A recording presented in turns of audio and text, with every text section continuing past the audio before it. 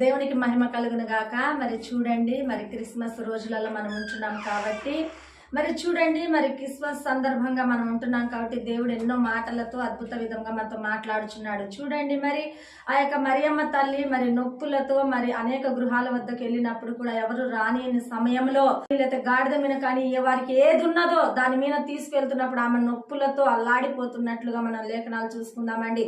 చూడండి, మరి ఆ యొక్క ప్రసవ వేదన తను పడుకుంటూ మరి చూడండి ఆ యొక్క గొర్రెల పాకలో మరి ఆమె జన్మించినట్లుగా లేఖనాలు తెలియపరుస్తున్నాయి.